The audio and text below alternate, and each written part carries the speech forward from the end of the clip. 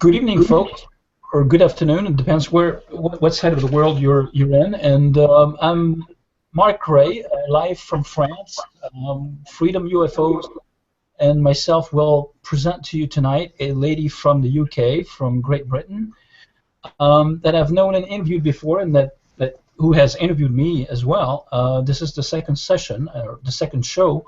She's gonna talk to us about her support group for experiencers and abductees and contactees and anomalous cases in the UK. And I'll welcome Joanne Summerscales from the Ammach right now, and she's going to introduce herself. Go ahead, Joanne. Hello, Mark. Hello, everybody there. And hello here from the UK. A rather damp, wet UK, but hello, everybody. So you've been handling this support group, the Ammach, for about what, 4 or 5 years? Yeah, yes, if you want me to give you a little bit of an overview, I can, Mark. Ammach has been going since January 23rd, 2011, so I can't believe it. It's actually coming up to nearly 5 years. And it's called the Ammach Project, and it was really developed to provide a platform in the UK. We don't really have much here to offer a safe platform for experiences of whatever kind, that is abductees, contactees, also people, sometimes TIs, people suffering from mind control issues, because Ammach actually stands for, it's an anagram, and it stands for anomalous mind management, so that's kind of the mind control element, abductee, contactee helpline. And it's a project, so it's known as the Ammach Project. And what I've been doing is many people, although it's a UK founded project, it's actually attracted people from all over the world, which was a big surprise to me. I really didn't expect that, and a lot of people from America as well as Canada, Australia, and really far afield. So that was very interesting. Anyway, over the years, the cases have been astonishing, and what clearly is the case is that humanity is being interacted with, impacted by, association with others, and these others are various, on planet, off planet, dimensional, interdimensional, and physical. Right, so right. Yeah. Project it's a new network, and it's catching on pretty well. And this is my second show only with the network, and I'm really glad to have you on. You mentioned the mind control issue. Have you heard of the Tavistock Institute in London that's been around since the 1920s? Sure I have. And places like Porton Down as well, who experimented infamously on unconsenting, unsuspecting soldiers. Yes, so I am aware. And it's interesting because I have also, my background involves media as well as therapeutic elements. Initially, before I really began in this field, my passion, because I had disability in my family, and I was very interested in human consciousness, in humanity, and what we're all doing here, and what it means to be human. Anyway, because of all of that, and because of my family's disability issue, I began researching sort of consciousness, spirituality, and I began meeting people, fabulous people who are still in my life today, some of them, who came on partway on that journey with me, and I did various different modalities. I mean, essentially what I do now is a distillation of all the work that I've done over the years, and I would say it's quantum field healing, because that's exactly what we do, or what I do. And I do full immersion sessions, and what I mean by that is people can come and do a residential with me, spend 2-3 days or longer if there's a really chronic case. Or I can do Skype one-to-one, which is also really effective, and of course face-to-face for general ones, and it's basically looking at the points of inception, the genesis of whatever issues have been anchoring in the field, and then clearing those, bringing those back into balance. And it's very interesting because some of those can be ET related, they can be different programmings and stuff from previous lives. It's a very big web of where these blocks and issues can be drawn from, and also one's predisposition psychologically and genetically also can factor in. So I've worked with quite a lot of people, a lot of experiences, as well as people who've had mind control issues without even an ET element to it, and that was very interesting because I wasn't sure if I could address that. In fact, we addressed it extremely well. So the therapeutic element also means that I am deeply interested in the wellness of experiences. Are they well? If they're not, why not? A lot of experiences are not experiencing the best of health, and so I've also been researching, and I'm about to start another book with Hilary Porter, who's a lifelong abductee. Fascinating case, and we're looking at doing a quick reference, a manual self-help guide for helping experiencers with issues that they've been going through, and that will hopefully be, I don't know, start in the next few weeks. But yeah, when you mentioned the best help, I'm sorry, Marco. Just repeat. When you're mentioning health, actually, yes. I can hear myself back. You mean for the abductees yes. side of the equation, or the contactees as well, or yes, everybody, anybody and everybody. Yeah, right. Health. You know, if we're not well, whoever we are, whatever's going on for us, if we're not well, we don't function. We can't. It's not easy for us. We get distracted by our health conditions. Of course, we do, and so. And it keeps us from information sometimes about ourselves, although the issue, whatever we've got, can also be informative for us. So, right. You know. And the health issues are coming from the experiences themselves, or the entities, or the maybe the. You know what, Marco? I hadn't even ever thought about an entity having a health issue. That's a really great one. Well, I haven't come across any entity that's been that's interacted with me who might have a health issue, but certainly loads of experiences have health issues. Yeah, they do. Yeah, and they are varied and many. And you don't think it's the interaction that creates or causes the health issue, or because there are major differences between starseeds and abductees or contactees.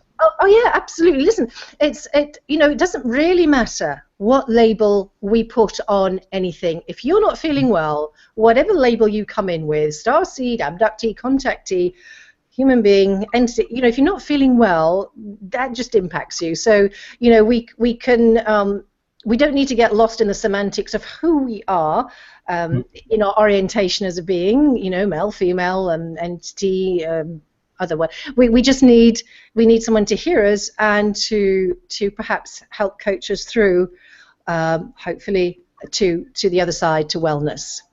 Right. What I wanted to point out is basically the different types of entities and star beings or aliens that are interacting with those experiencers, and some are cooperating with the military, like yes, my lab. Absolutely. Maybe you may want to tell us about that too. Yeah, absolutely. It's interesting, Marco, because I've been working with Bill Brooks, He's actually a lifelong experiencer. He's an ex-soldier, and we've just actually got his book to the publishers this week, and we've spent 3 years writing it. And one of the reasons why it's been so long is because he was so poorly by some of the revelations that the process of writing the book caused that he would often have to take a break. And for sometimes several weeks whilst he got back to balance, because one of the things, for example, it corroborated what he'd been talking about, because again, just as a sideline, one of the things that the debunkers always harp on about is evidence, evidence, evidence, and it's very difficult when it's experiential. It's like we can say love. How do you provide evidence of love? Is it a hug? Is it a look? How do we provide hard evidence of that? So, the experiencers also have that to deal with, and a lot of isolation. So, because of that isolation and because of other issues, I really wanted to kind of be there for them and provide a platform, and also extend out and talk to others about other information and things that might come forward to help. But back to Bill Brooks. I did send you an image of the book cover, which you might want to have a look at sometime, or show your viewers, just so they can see what it looks like. But basically, what happened with Bill was that the book's called 44, and the reason it is called 44, I am getting to the point 1 second, is that he had a download at 44 years old, and during that download, which really you could categorize it as it's like a near-death experience. I was trying to find if there was another way to express it, but there really isn't. So if people are familiar with the concept of a near-death experience and what happens then, this is really what happened to Bill when he was 44. He's in his mid-60s now, and except he didn't have any life-threatening event going on.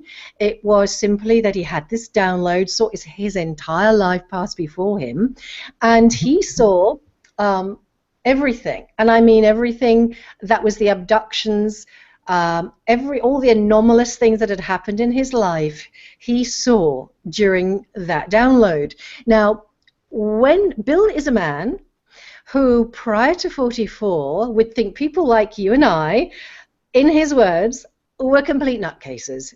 Now, it's wonderful that he has now, seen the other side of the fence. So what he says to me also is, it's interesting, Joanne, because I also understand the naysayers, because I was one.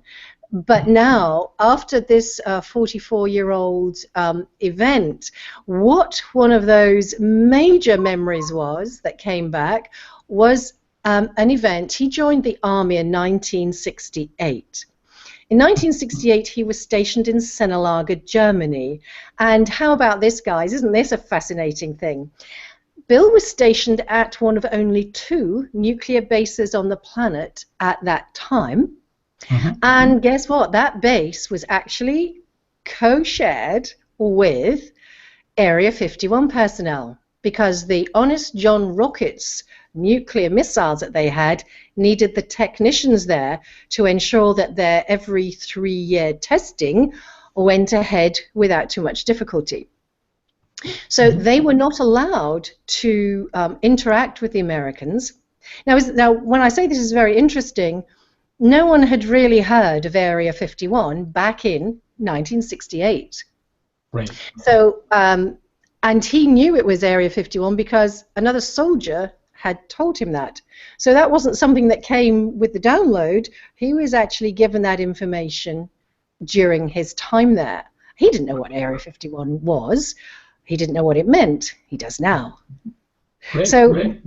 What happened to him within the first, I think it's the first 2 weeks, he experienced 2 major abductions, clearly with collusion by the military. And when I say that, how about this for collusion? All right, this was absolutely overt. So what happened on this occasion, if you're happy for me to tell this part of the story, Mark, Absolutely, absolutely. was that so he was new, and so he didn't really, you have to understand also as a new soldier, he didn't know what protocols were normal and what was unusual in the army. He still had to learn all that. Mm-hmm. So here he is, he's on guard duty on a little exercise with a friend, and normally it's a 2-hour off, 2-hour on event. So they weren't relieved at 2 hours, and so it was a nice evening, and they thought, you know what, we won't go back just yet because, hey, if we do, we might be put to work. So they lit up another cigarette and had another chat and sat with their weapons, though they had no ammunition for their weapons, but it was an exercise. And then they noticed an orange mist rolling in toward them. Now, what they immediately thought was, oh, it's a gas attack. We better let the gang know. This is obviously part of the exercise. So off they went to the NCO and informed him that there was a gas attack and that the guys needed to get their gas masks on. And he said, well, I don't know what you're talking about because we've been stood down, which means the exercise was finished, but no one had told them. So I don't know what happened with the orange mist at that point, actually. I think it had dissipated. But anyway, so what happened next was that the guys were told just to go to their beds. It was sort of, I don't know, latish in the evening, although it was a summer's evening, so still a little bit light. And so the only location available to them was the top of a Saracen vehicle. Mm-hmm. And it had a lot of Hessian netting and cam nets. And they thought that looked comfortable, so up there they went and were about to bed down before another cigarette, and they suddenly saw a whole load of lights in front of them, and they looked like these lights were being parachuted in. It looked very strange, and there was some orange colouring to them, and they thought, gosh, what the heck's that? And they thought, oh, it must be the paras. The paras, the paratroopers. Either, you know, it's there's a whole bunch of people actually studying crop circles as well in the UK, and not for just tourism reasons. I have a couple of questions to maybe close this up here, because it's we've been on for a while, but you know, you have so many things to say. We haven't covered all the fields that you know we intended to cover. But how do experiencers manage the growing mind control of technology today? Do you have any feedback from them, from the field, or you know, the experiencers' cases that you're studying? So did you hear me? Oh.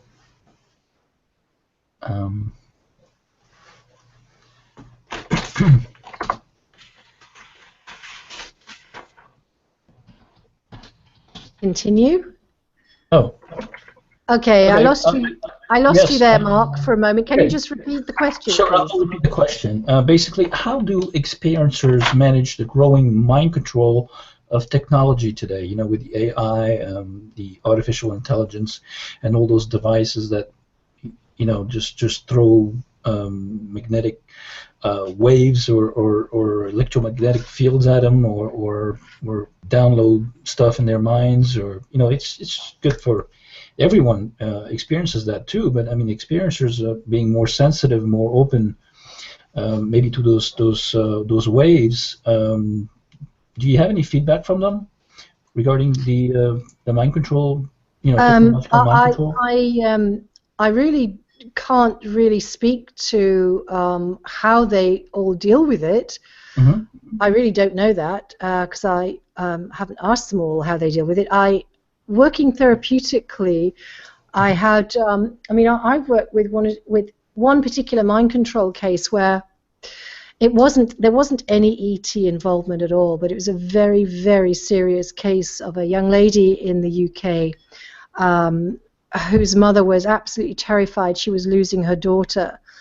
Her daughter had stopped eating and drinking. She was sort of late 20s. This is a couple of years ago. I worked with her. And they were desperate. There was just no one else to go to who could perhaps countenance the kind of thing that they were had been experiencing. And basically, this is a very strange case. And I mention it, although it's not an ET thing, but just for people to be aware. She had got involved. This young lady was extremely conscious of health and wellness, of going on the path of organics and all of that kind of mental attitude and processing. Really good person. And then she had gone onto a website where there was a person whose name just escapes me at the moment, and basically using NLP. Now, I know NLP can be used for good, but it can also be used for mind control. And somehow this young lady got ensnared to the point where she sold everything she had in the UK. It was like she was hypnotized. And this guy was in America. She went to America, where she was basically kept prisoner, raped, abused, and she did escape. And when she came back to the UK, she was a complete wreck. And I do believe that had I not been able to work with her, that she would have had to go down the psychiatric route and would have probably ended up institutionalized. This is really serious stuff. And we broke the programming in the first session. Basically, these bullies, these nefarious psychopaths who think that they can control a divine human, has got another thing coming. Unfortunately, not everybody has tools with which they can work with or have knowledge that they can even be free of this stuff. So it doesn't take a lot. It takes awareness that you are sovereign and demanding that you are sovereign of yourself and of everything around you in your own divine energy. And when I say divine, I'm talking not in any religious kind of terms at all.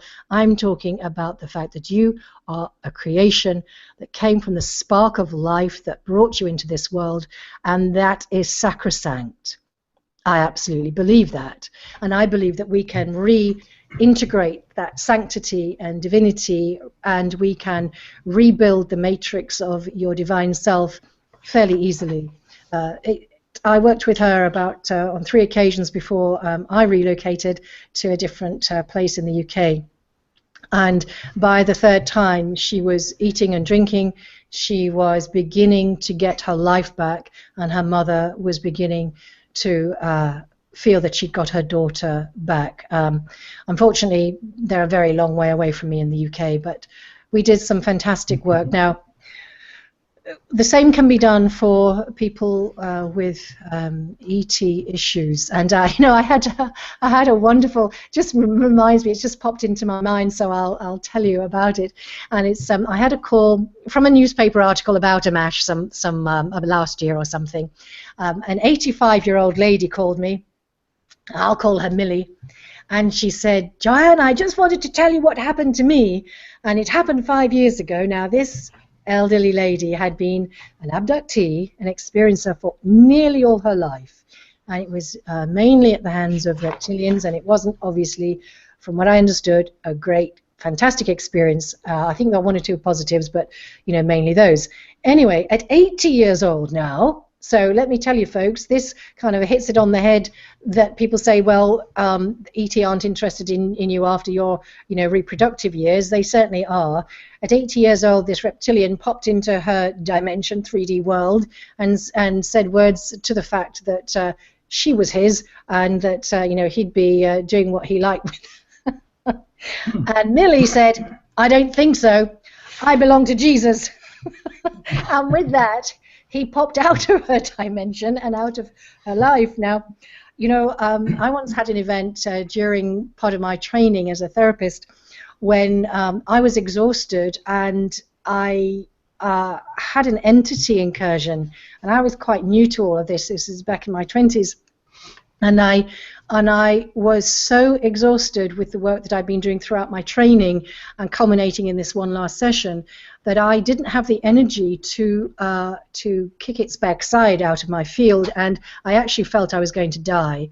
And I don't mean that lightly. I really felt that my life was about to be taken over by something else, and had it done that, this hostile takeover, I would have become something else. I wouldn't be Joanne Summerscales today. God knows what I would have been, but it wouldn't have been me. And the only thing that I could think to do, and I'm not religious as I say, was to scream internally, scream for the Christ energy, the divine energy, to protect me and basically kick the ass of this nefarious little thing that was trying to take over. And it worked. Mm-hmm. I have to say, my system went into shock. I was in shock for 3 days afterwards, and my system went into shock with all the usual shock things that happen to a physical body as well as the mental emotional side. Interestingly, the therapist, I don't know whether she allowed that in on purpose to try and take me out of the picture, or whether that was her ignorance, or whether she even knew. I don't know, but let me tell you, since that time, I have been absolutely on red alert for the dangers and the safety issues linked to this field. So I'm hot on that. So you were able to connect to your higher consciousness. I don't know, but something came in and saved me. I tell you, I was so exhausted. I was on my knees with exhaustion. I was actually lying down on the therapy couch at the time, but I had no ability, not 1 ounce of energy, mentally or emotionally, to deal with what was happening. But I knew what was happening. I was completely conscious of it, and I knew that it wasn't good. Right. And that's exactly my next question to you was what path are you taking now? How do you see? How do you envision our reality? Our current reality unfolding.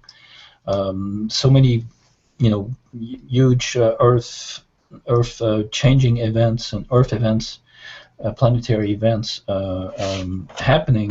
So much truth coming out, and the veils of illusions seems to crumble and fall down. Do you see a big planetary change or shift? Being undertaken right now, or do you see it as the same old usual archons like reality, pursuing its path of control of the cattle control, basically, and a little caste of elite still controlling the planet and using us as slaves, or are we going to move to a higher consciousness?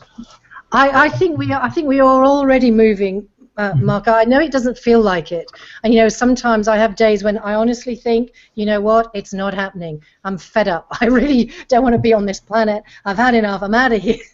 I'm not sure how I'm out of here, but then I will hear from people, and I have a lot of amazing people around me who are, a really high caliber spiritually and in awareness. And people like the biolocation team. I mean, it's clear that there is something going on energetically, but it's very difficult to get to extricate yourself from all these different scenarios and stories without ending up in some confusion and distress, because and I get very distressed seeing what's happening with the animals and the people, and my God, it is almost unconscionable and unbearable. And the only way I can bear it is to stand in my own spiritual power and sovereignty, and to reaffirm that all is well within the stream that I'm living, and that vibration and energy will move forward and attract the greater good, along with all of you guys doing the same thing. And I don't mean I spend hours doing this. I don't. I may just give it a moment's note whilst I'm about my busy day or about having a rest. But I think that's what we have to do. The thing is that they seek to confuse us. They do a great job of that. So what we need to do is communication and letting each other know that we're there for one another. Whether we communicate very much at all, Marco, it doesn't matter, but the quality of our communication and the open-heartedness, that is what is really important. Let's not try to over-intellectualize things either. We do need critical thinking skills. We do need to bring the mind to bear, but we need to bring it tempered by the heart. And if we don't do that, we will get, really lost. because we have to bring the heart has been squashed, it's been trodden on and trampled, and we need to bring the heart energy out, and that needs to lead, and the mind needs to come on board with the heart, not the other way around. And I think that if we can do that, and I mean, I know this sounds very simplistic, but you know, I don't know how to stop Cameron or Obama or the other amazingly psychopathic individuals from harming the peoples of the world, except by communicating, by reaffirming and establishing my own sovereignty and light, and by encouraging others to do that, and to encourage others to be autonomous in their own healing. You know, in my therapy work, I give people the tools to work with also, that people are empowered to come out of the trauma. Now, we all need help and support. We absolutely all do, and I think that it's okay that we ask one another for help. And I think that we should do that without, you know, without difficulty. And also teach people to let go of the fear, leave the fear behind us, basically.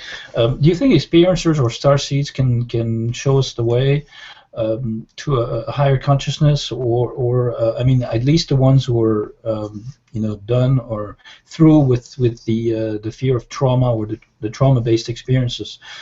Where do you draw the line between, you know, between free will, the spiritual contract that's being shown to many experiencers, even though the ones who have very negative experiences or traumatic or hostile experiences? Is the free will of those experiencers really respected? What do you think? Oh, well, listen, you know, lots of people experience. I'm not an experiencer. I've had a recent interesting experience, but I'm not an experiencer. So, you know, I can't exactly speak to that. I can only speak around it. And what I would say around that, you know, I'm supporting people at the moment therapeutically as well. And, you know, in speaking, okay, so what I will say is also one of the things is so many experiencers, whatever they're going through, have been so isolated that in itself is traumatic. So once we start sharing with one another, of course you have to find the right people to share with. You know, sharing with some people can cause more isolation, and you don't want that. So, you know, that's why I set up Ammach, so people would have a safe space, a friendly, unjudgmental platform with which to tell their story.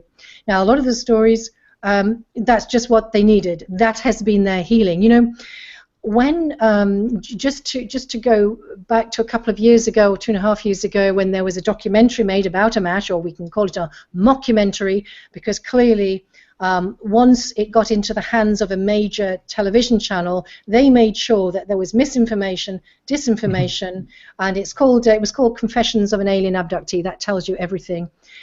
In the initial days, I agreed to doing the program because the initial people who contacted me were wonderful, and I do believe they are still wonderful. But they got their first ever commission with a major TV company, who were the distributors and funders for the final part. And of course, then they lost control of the integrity of which they had assured me all the way along. And so it was out of my control at the end of the day. Now, I took enormous flack and vilification. My ex-colleague went about vilifying me, slandering me, and still does to this day. Several of the people I actually supported have done the same, because they saw that my facilitating their involvement was actually, you know, a setup. I mean, for goodness sake, I mean, good grief. That would be shooting myself in the foot. But what I wanted to say about that is that, so never mind, you know, I had from that over 300 emails within a month saying, you know, we know that was, you know, you were set up. We know that wasn't the real thing. We know that wasn't how you wanted it. Of course, it wasn't. But people could see through. They're able to see through. This is what's happening now. The veil is thinning. The guises are being known, and the tactics are being seen and unpicked. And bar one person who said I was a complete nutter. Good for them. The rest, the 299 people, said thank you very much. It's made me feel much less alone. Thank you for being the one to put your head above the parapet and take those shots. I tell you, I don't wonder my head isn't pitted. So the reason I'm telling you that is because there is a greater awareness now. There's a greater sense of empowerment. Now, you know, some of the experiences have been through such trauma, not all of them. But the ones I'm dealing with have, you know, well, not all have, but a lot of them have, and that's what I can support them with. Once we can get into some kind of harmonization of the energy that's around them that's been caused by the trauma, they can be much more centered in their own autonomous, sovereign self, divine self if you want, and can be much more informed about what it is that they've been going through. So I don't know about line drawn and contracts and all that. You know, we are sovereign beings, and that's the end of it. You can undo a contract. You intended. And that's what I say. So nobody is bound by anything they don't want to be bound by. Now, I know that sounds a very strong statement, and it is hard. You know, sometimes if there has been a generational thing, or you've come in to have experiences because you've agreed to help another species, you know, that's different. There are people who have positive experiences and are happy to interact with these others. Consciously, unconsciously, the people I'm working with specifically, so I don't work with those people specifically because they're okay. But the people who come to me need a voice, they need some support. You know, I had a lady who for 18 months wouldn't speak to me but wearing a mask and I mean, it sounds a funny thing to say, but she was so frightened for her life and her family's life because she had been, I'm wearing some orgonite tonight, and she said that in an email to another friend a little while back, a couple of years back, that she had wanted to organite the UK. And by organiting the UK, she thought that's why she wanted everybody to have some orgonite. And by that, that would dispel and disperse the negative entity. It would loosen their foothold. Because what she discovered is that orgonite was an amazing material for interrupting the access that ET had. Negative, I'm talking about. About those. And anyway, so since she wrote the email, she became a targeted individual. She was having helicopters over her home. She was, this is a lady I've interviewed called Samantha McDonald. And she was being surveilled by police cars. Oh, I mean, unbelievable things she went through. Finally, after a year and a half or maybe a bit more of speaking to her, and then she did the interview with me. She actually came on television with me on a morning television breakfast show, just to wow. And you know what I said to her? I said, how do you feel? And she said, I feel like I'm treading on the tail of a tiger. You know, that she finally came forward and had that incredible courage and bravery. I just think, you know, all you guys out there who are experiencers, you are amazing, and thank you for sharing, because it's fantastic. And you know, when we finished the program, I just said to her, okay, so how does it feel to be standing on the tail of that tiger? And she said, you know what, free. And that's what this is about. And I think we're done. I think we're over your time. My goodness. Thank you very much. Yeah, freedom and the Experiencers Liberation Day. I like that sound. What do you think of this? This whole tactic strategy of the mainstream media? I'm sure connected to the lobbies and the MIAC, you know, the military-industrial complex. Sometimes, you know, they like to hide from people the existence, the presence of ETs among us, and the interaction with ETs. So they go in and try to discredit your documentary or ridicule it and so forth. And other times they want to expose it or manage and handle the disclosure on their agenda, you know, on their clock. And that's the danger. Don't you think there's been like a two-sided disclosure program? One to discredit all the efforts put forward to expose the interaction and the obvious presence of ETs in our cosmos and in the dimensions and among us. And and don't you think there's a two-sided attitude from those guys running the show? Yes, there is, Marco, and you know that's just par for the course, and we're wise to them now. So you know it's just for us to be a little bit discerning, to open our heart, you know, keep the heart open. That's what we have to do, guys, and you know, talk to people, you know, ask if you're not sure, and also you know go with your gut feeling. And I don't have all the answers. You don't have all the answers. Nobody has all the answers. The experiencers don't. They may have a whole different raft of information to me, and I want to hear about that. I want to learn about that. I want to learn what our role is as a galactic citizen, because I know that's where we're heading next, and that can be really soon. And I'm really, you know, grateful to be part of this, no matter how difficult it is for me to keep going myself. And you know, I do think, just a very short answer, I do think there is a developed a spiritual awareness burgeoning, moving through us, and you know, there could be a tipping point where something happens and you know their critical mass kicks in, or we could just be a little bit longer yet. But you know, it's all a journey. Sometimes days are hard, and sometimes it's joyful and wonderful, and that's just the human condition.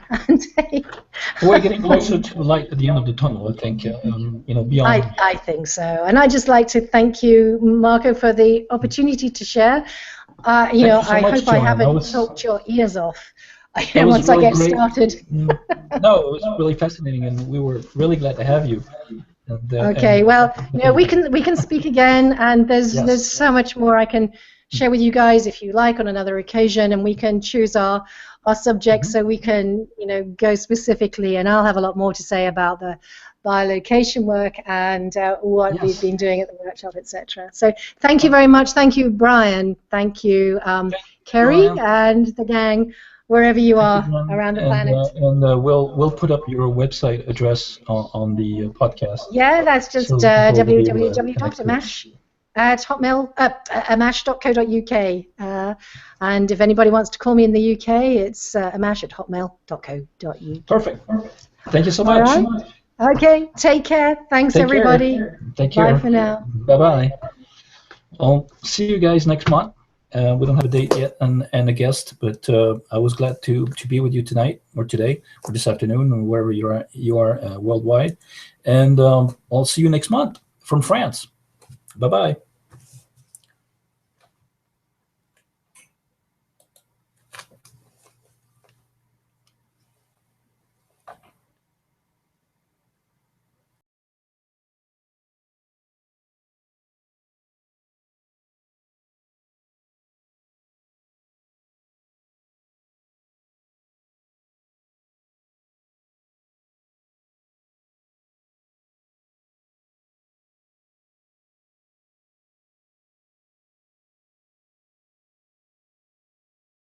Manage and handle the disclosure on their agenda, you know, on their clock, and that's the danger. Don't you think there's been like a two-sided disclosure program? One to discredit all the efforts put forward to expose the interaction and the obvious presence of ETs in our cosmos and in the dimensions and among us, and